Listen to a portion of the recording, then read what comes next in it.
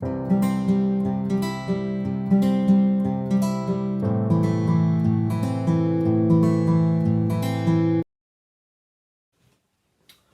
my name's Cheryl Dean. I'm a health and wellness coach and I specialise in nutritional therapy.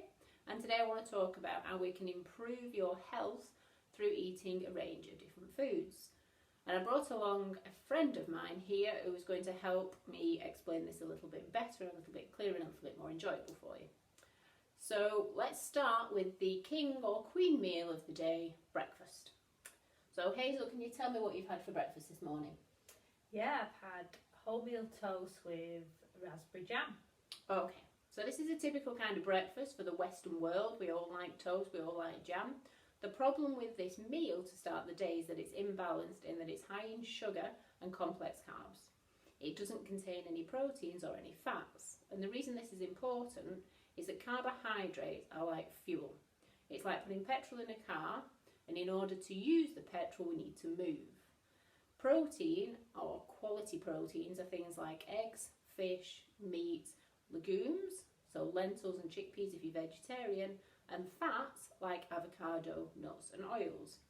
So in order to make Hazel's breakfast a little healthier, we could add some poached eggs onto your wholemeal toast, and we could spread it with some avocado.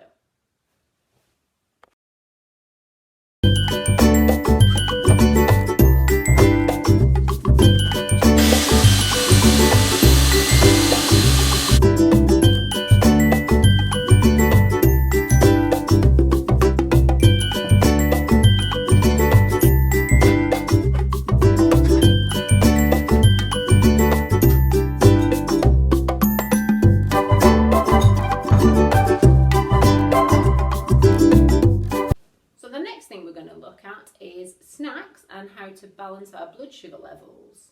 So Hazel, can you tell me what you've been having as a snack today? So my go-to snacks are usually a piece of fruit, be it an apple or a pear. Okay, excellent healthy choices. However, going back to our balances of blood sugar levels, all fruits contain sugar. Sugar, which is a fructose sugar, so it's natural. However, all sugars raise our blood sugar levels. And in order to reduce how quickly the blood sugar levels increase within the body, we can add protein or fat. So if you're having fruit as a snack, Hazel, I could suggest that you have an apple and add some almonds or some walnuts, which are healthy fats, and some Greek yogurt or some natural yogurt, which would be a healthy option, rather than just eating fruit on its own.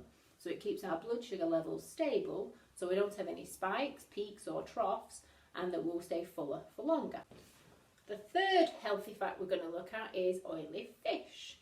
So Hazel, can you tell me the last time you had some oily fish? I do try and fit tuna in oil into my salads for lunches. Okay, brilliant. Salads and tuna is a nice healthy balanced meal. However, tinned tuna is not an oily fish. It doesn't contain omega-3 or essential oils. Omega-3 is essential because the body can't produce it. So things like salmon, trout, mackerel and kippers are all high in omega-3. So the government guidelines are that we have 2 to 3 portions of oily fish per week. So next time you have a salad, Hazel, maybe you could swap it so that you're having salmon or some tuna steak. Or you could have some smoked salmon for breakfast with that piece of wholemeal toast or some avocado. I do like smoked salmon, yeah. So oily fish is essential twice a week. Salmon, tuna, mackerel, but if you're having tinned tuna, try to keep it to 2 portions, 2 tins a week, and try to have it in brine or spring water rather than oil, and get your oils through extra virgin olive oil, which should only be used cold pressed, so it should only be used as drizzling on your salad. If you're going to cook with an oil, try to use coconut oil or even butter. Because when you cook with oils, it should be used at a high temperature. So Hazel, what oil do you cook with? Sunflower oil. Excellent, yeah, which is a monounsaturated fat. Monounsaturated fats are great for maintaining your cholesterol. Polyunsaturated fats goes back to those fishes that we were talking about earlier because they're essential. And also pumpkin seeds, sunflower seeds and walnuts all contain polyunsaturated fats. So the fourth thing we're going to discuss is my favourite topic, which is fruit and vegetables. And we've got a video coming up which is going to show you how to get a rainbow of colours through fruit and vegetables, which you can add to your salad, and of course you're going to add some proteins and fats. Now you know what they're all about. So Hazel, what have you had today, or what are your general intake of fruit and veg? I do try and have, say, half a banana as a snack, and then chopped up pear and apple. Okay. And I love kiwi fruits, so when they're in season I try to add that as well. Brilliant. Would you eat all of those in a day? Probably, yeah. Okay. So something else that I come across quite often is that when people are trying to eat healthy, they increase the intake of fruit. As I said before, fruit is excellent. It's a high source of fructose, which is sugar. But in regards to our 5 to 7 portions of fruit and veg a day, I would recommend limiting your fruit to 2 portions. So we mentioned there that you're having half a banana. So bananas are a great source of potassium. But if we had those with Greek yogurt and nuts, it would help to stabilise those blood sugar levels. Raspberries and blueberries, and anything that ends in an erry, tends to be lower in sugar, so it will keep your blood sugar levels low.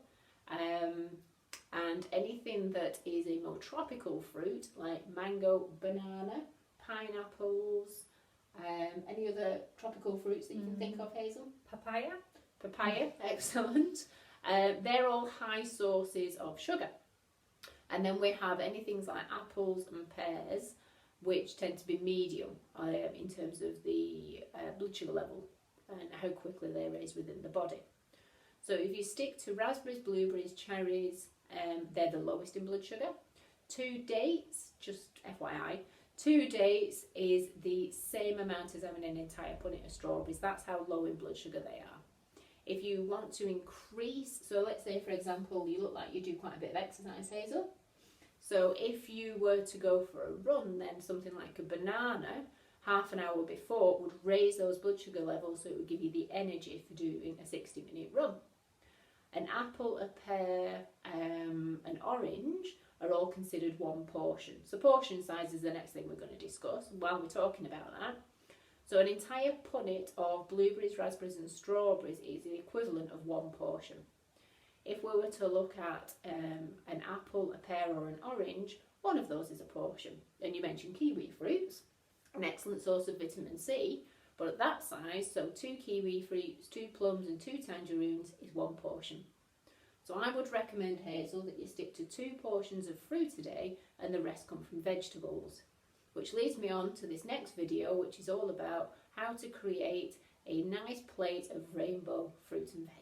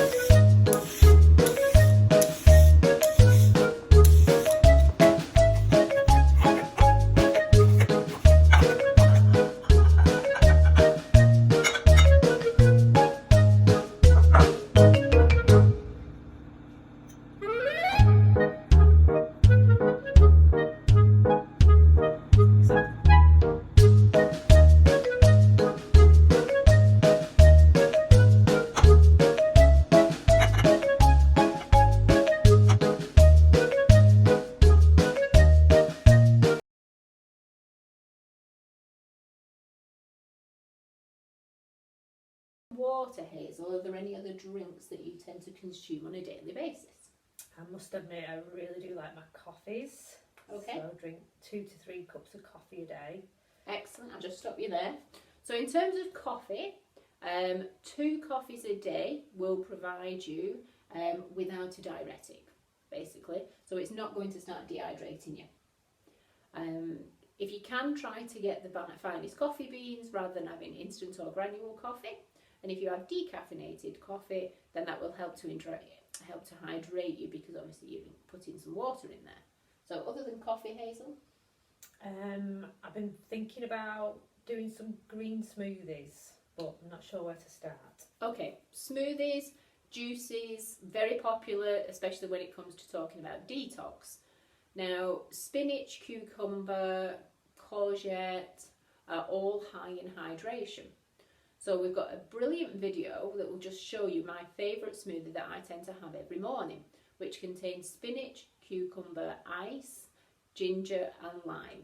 You just blend that in the morning and it will help to hydrate you because most of those foods contain 90% of water. Brilliant. Yeah, so we could start our morning with a coffee and with the spinach juice. So take a look at how to make that.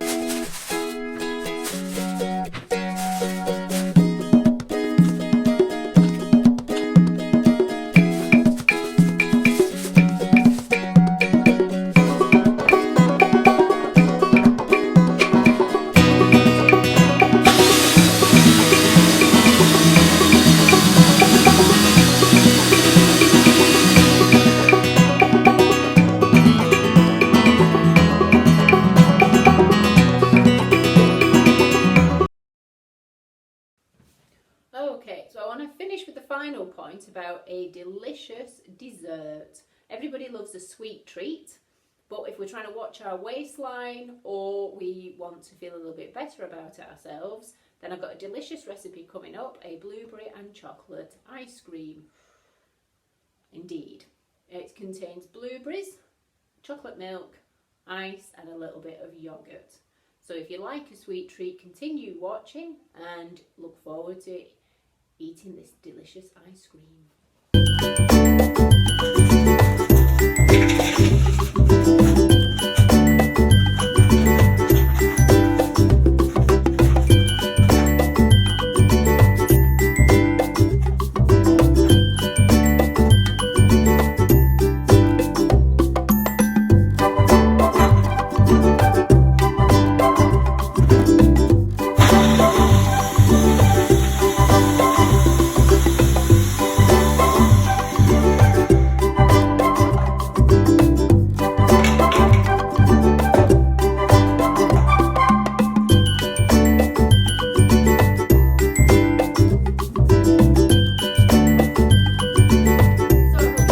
Today's discussion on eating well for your health. I hope there's been some useful tips in there for you.